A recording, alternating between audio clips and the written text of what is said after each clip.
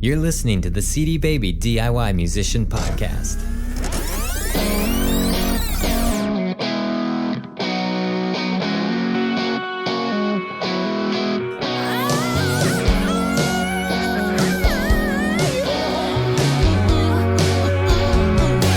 At the dawn of May, there was a perfect plan. There in the garden line. Hey there, and welcome to episode number 36 of the CD Baby DIY Musician Podcast. My name is Kevin. I'll be your host for the show, and for this episode, we have a very special guest interview, and that is John Oates of Hall & Oates. And I can almost hear you asking, why is John Oates on an indie music podcast? Well, yes, you probably know that Hall & Oates had massive hit songs like Private Eyes and has sold millions of albums, but what you may not know is that Hall & Oates have been pursuing their music career as independent artists since the mid-90s. And it was around that time when they realized that there was no longer really a place for them in the mainstream music industry, so they decided to just do it themselves. I'll let John fill you in on the rest of the details, but for his latest solo album, 1,000 Miles of Life, he decided to use CD Baby for his online distribution. And whenever I see an artist of that stature pop up on our site, I'm always curious to hear the story behind their decision to go independent. So let's get to that story. Each step's a fork in the road that you're on. You're only flesh and bone, not carved in stone.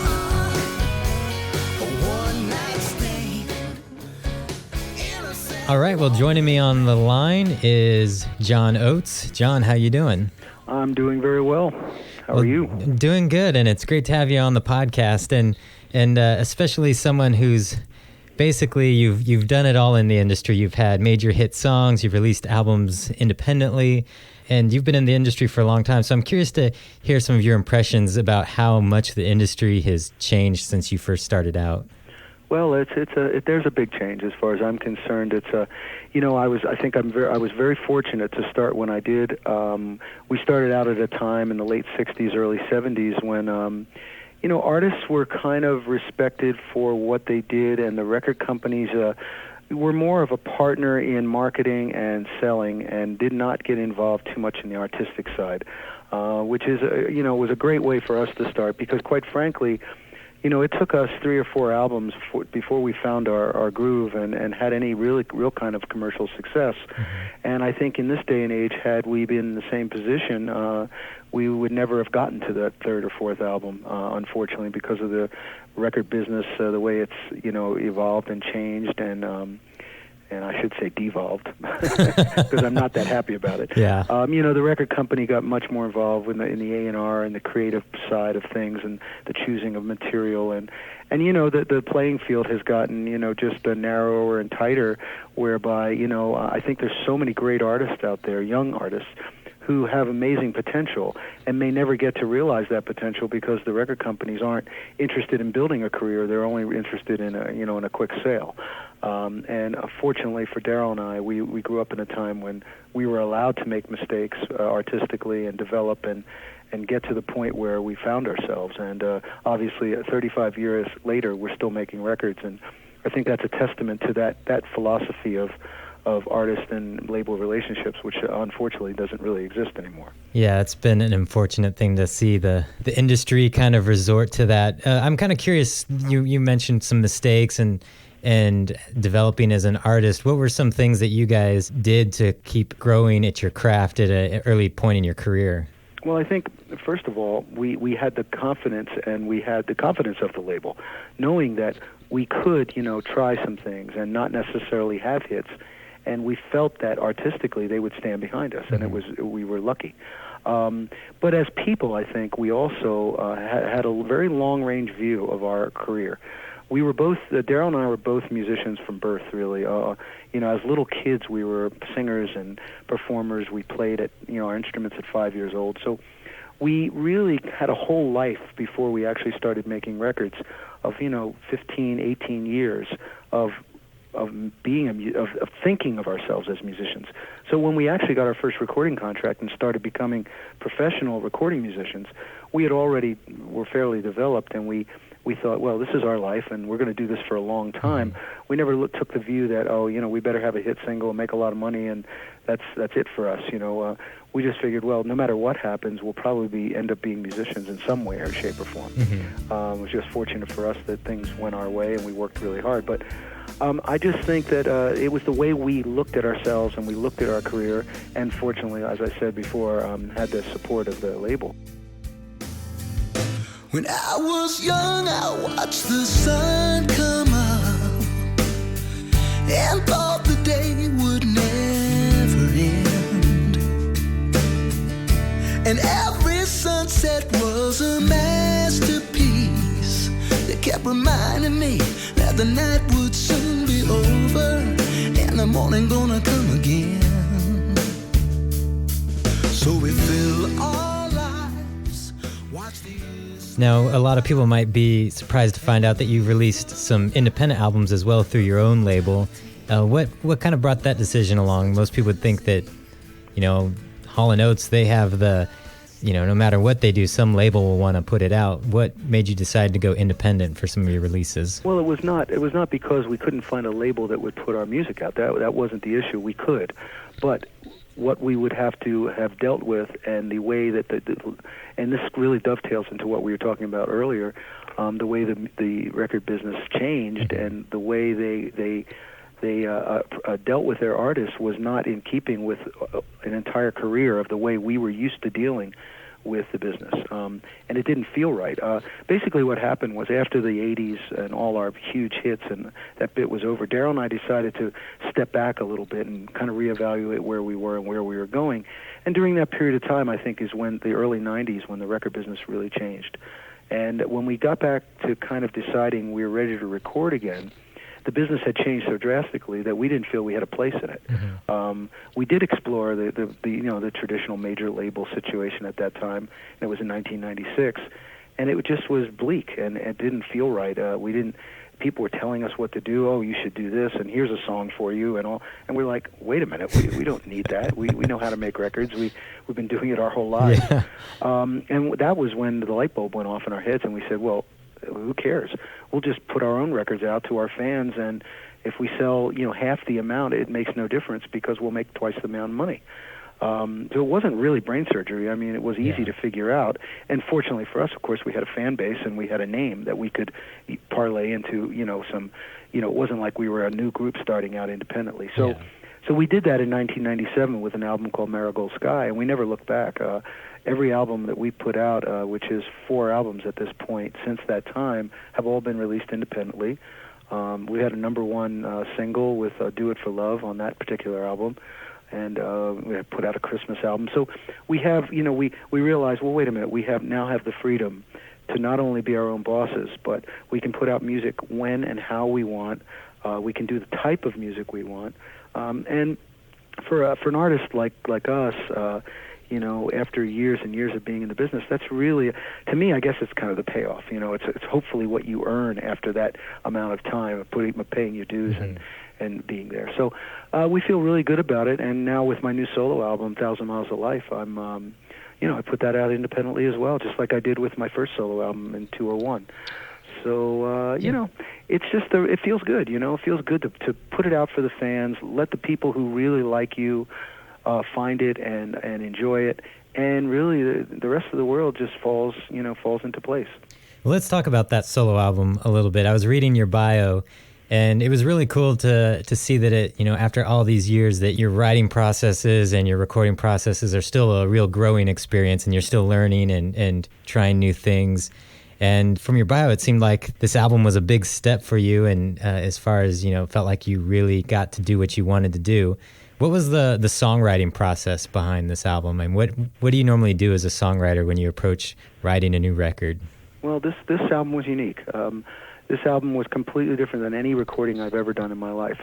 I'm not the most prolific songwriter. I write on a regular basis, but I don't write a lot. It was a very unusual set of circumstances. Last year, for about the past 2 years, a lot of people very close to me, people who were important to me personally and professionally, who were mentors and part of my life in a big way, passed away, and there was a lot of that going on. And I started to feel the pressure of time and feel like, well, after all these years, I just never felt, as an artist and as a songwriter in particular, I never really made the musical statement that I think I was capable of. I just felt there was something else, and being known and having a reputation as a pop songwriter is a great thing, and believe me, I'm very proud of it and proud of the Hall & Oates legacy. But at the same time, I felt there was other things that I wanted to talk about and write about.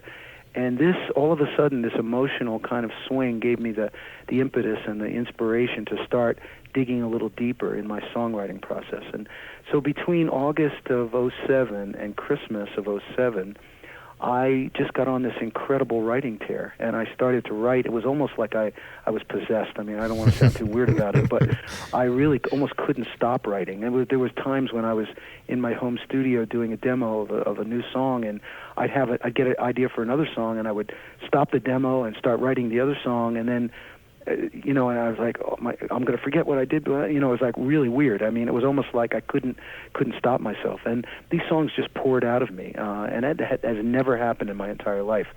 So when that started happening, I was so excited about it that I thought, I have to just somehow sustain this energy and this whatever magic is going on. I have to keep this flowing into the recording process. And so I booked the studio in Nashville immediately, as quick as I could. And the quickest I could get in there was March. So, the writing was pretty much done by January. And so January and February, I remember distinctly, I was like chomping at the bit because I had all this material and I had all these demos, and I was like ready to go. So I used that period of time to really play the songs a lot out live. And I had never done that before. I had never really played the songs before the record was recorded. Mm-hmm. But in this case, I went out and played a lot of coffee houses, a lot of little singer-songwriter venues, and I got a chance to perform the songs, and I found out what works and what didn't. I refined them a bit, and then went directly in the studio in Nashville in March.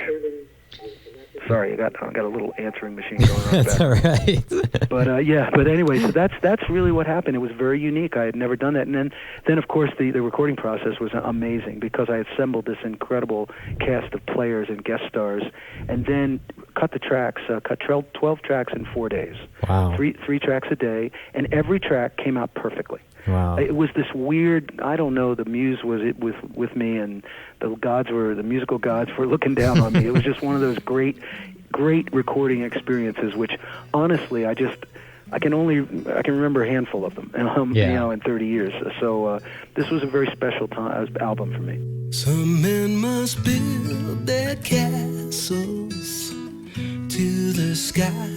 Some men must search the ocean blue.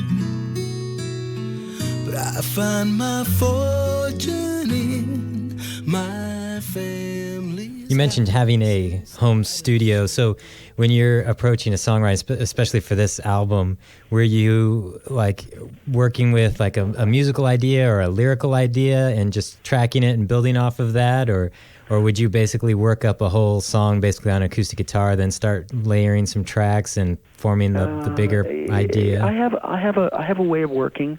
One thing I do is I use GarageBand. Uh-huh. I'm a very big advocate of Apple's GarageBand. I hate engineering, and I suck as an engineer, and I hate wasting time engineering.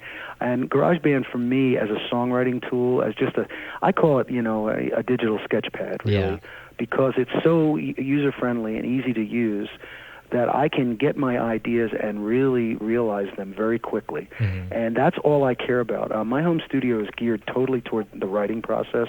And even though, of course, I could make a record there if I wanted to, it's not really what I wanted. Plus, I wanted live players. Yeah. So I used it, and I used it in a unique way. And I actually demoed the entire album on GarageBand.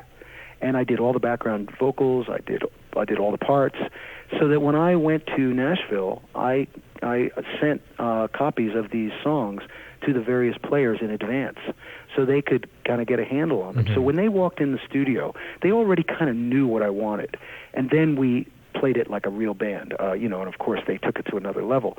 But, my writing process can go in any direction. Sometimes it's a lyrical idea, that like a hook, a title that could be the beginning of it, that could be the germ of the seed of the song. Other times it could be a riff. So really there's no rules, and I try to keep an open mind about it. Sometimes you come up with a drum beat and you start strumming some chords, and next thing you know, you're writing. Other times I've written in almost entire lyrics in my head, when I'm like on a bike ride or hiking or skiing, and then run home, hope I don't forget it, that kind of thing. That song "Circle of Three," which is actually the last song on the album, I actually wrote almost the entire lyric while I was skiing. And it was really weird because I was having a great ski day, but I wanted to get home before I forgot it. Had to choose between the snow or a good song. In this case, the artistic, won over the athletic. So with the Hall & Oates projects you guys do together, is your writing process different for that since there's two of you writing, or is it similar? In essence, it's the same. I think, every time I've even collaborated with other writers, whether they be Nashville writers or friends or other writers, the process is always very similar.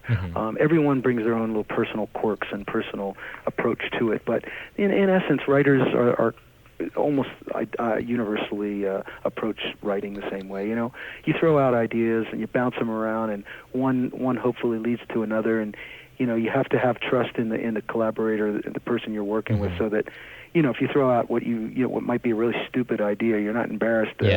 Because that stupid idea could lead someone to thinking of something amazing. So it's that kind of thing. And Daryl and I, write that way, but we write with other people. We collaborate. And over the years, I think since we've been together for so long, we do a lot of our writing individually. We write with, as I said, bring in other people. It keeps it fresh. So the Hall & Oates writing process has grown into more of a writing family. And that changes. Whereas my solo album was much more focused. Well, now that you guys are releasing albums independently, and people always talk about the decline of CD sales, do you have new strategies you're trying as far as like releasing the music and promoting the albums that you might not have done, say, 15, 20 years ago? Well, I think you have to be more creative. You have to look outside the box and be very, very open-minded about how you're going to get the word out on the record. I mean, that's the exact challenge that I'm in the midst of right now, because my album just was released yesterday. And now, it's all about how do you get the word out without traditional radio and a hit record and, the traditional ways that the establishment of music business establishment used to promote, with a poster in the record store and an ad in the, in Rolling Stone and hopefully a hit single. All those things are shattered, they're really gone. And, I'm promoting my album through word of mouth. I'm doing it through press, doing it through, a lot of things like NPR, that type of radio, and playing live and telling people about it. So it's really, I think this album in particular, because it was conceived as a whole piece, which of course in this day and age is probably an anachronism because people download and cherry pick, a lot of their music. But this album was really conceived, as an entire piece, because it's really about certain themes, about life and moving on and spiritualism and family, and that's what this album's about. It's a kind of a grown-up album, I'd say, and frankly, at my age and with the type of experience I've had, I shouldn't be making any other type of album. So, so anyway, 1,000 Miles of Life is the title, and needless to say, it really does sum up the whole spirit of the album. But it's kind of cool to be creative and figure out ways of getting it out there. I mean, I'm doing everything from going on news talk shows on MSNBC and Bloomberg Television, and who knows, I might be talking about politics and God knows what. But it doesn't really matter. It's really, hopefully you get the word out and people hear it and say, oh, and they tell their friends and, that sort of thing. So, I just feel like I made the best record I could. I made exactly the type of recording I wanted to make with absolutely no constraints and no compromise. There was no record company looking over my shoulder. There was no radio considerations to say I need a hit single. And that's kind of a freeing thing because I realized I could absolutely make a pure musical statement with no other considerations other than what I thought was right. And I don't think I can honestly say I've ever done that in my entire career. That's cool. That's really cool. One thing I'm kind of curious about is I know it's your label and you're releasing it independently, but what kind of support staff do you have behind you helping to facilitate some of these things? Is it just you and a few people, or do you hire a bunch of like independent contractors to work certain things like promoting a single or maybe some film placements or things like that? Or how do you kind of structure your independent label? Well, we do have a complete team. First of all, I have a management team that kind of quarterbacks the whole thing, and then we have a radio guy. Although on this album we are specifically not going to radio with a particular song, saying this is the song. We're not doing it. We're waiting on that. If radio discovers it and there's a consensus on a particular song, of course we'll support it. But this, as I said, this record is about word of mouth, and it's about press, and it's about integrity, and that's what I'm going for. So I have two sets of publicists, one in California and one in Nashville, working different segments of the world. Our California publicist is the one that handles Hall & Oates and is doing more the mainstream kind of thing. And the Nashville publicist is doing Americana and folk and, that world which I don't normally reach into, but where I believe there's some material on this album that fits in that kind of thing, because it's kind of, I call it a folk soul album. And, so I'm hitting it from two different angles, and the other stuff is press. I mean, it's all about press, just talking it up and letting the world know that it's out there. Well, cool. Well, do you have any advice for artists out there that are just getting their feet wet and trying to chart a direction in a music career? Well, I say, it's a challenging time, and at the same time, it's an exciting time, and it has a lot of potential. It's tough in that you have to, there's so much out there to cut through it all, but at the same time, there are a lot of avenues to get exposure, YouTube and all the digital, venues, and people are out there. I've noticed that, I think people are taking a more grassroots approach. They're playing their songs for, live, and then they're selling them, literally selling them on the spot, and I think that's a great way to do it. I think it's direct. It really makes a real connection between the artist and the audience, and I think that's a successful combination.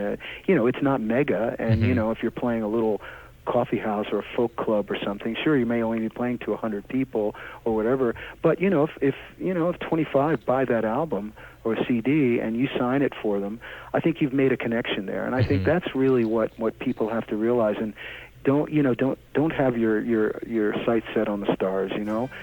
Keep your eye on the white line on the road, and just follow it. And if you're good and you deliver, I think there's an audience out there for you. All the tragedy that lives inside, all the sadness that he tries to hide, won't keep. Well, cool. That's great advice. Well, I think that's going to do it. I appreciate you taking time out of your day to be on the show. Well, I appreciate you having me, and we'll see what happens. This is my first release on CD Baby, so I'm real excited about it. Well, cool. We're excited about it, too. Okay, man. Well, we've come to the end of another show, and I do want to say a special thanks to John.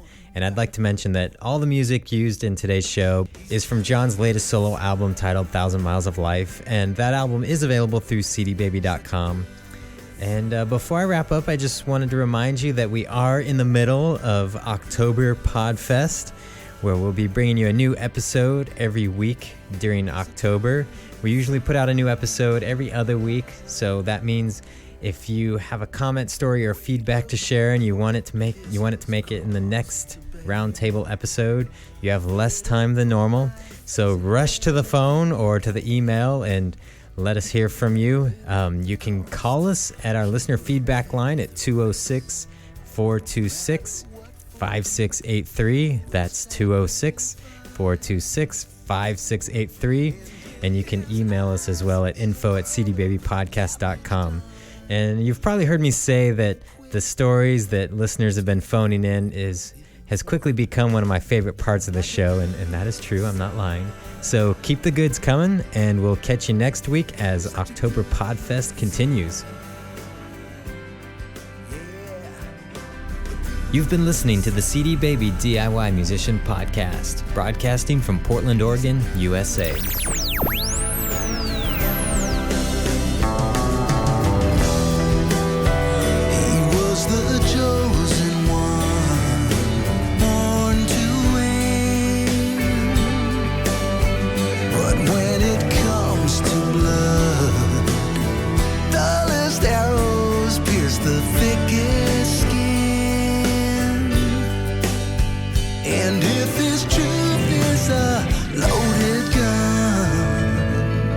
Take the bullet for what you have done. Yeah, he's a good son.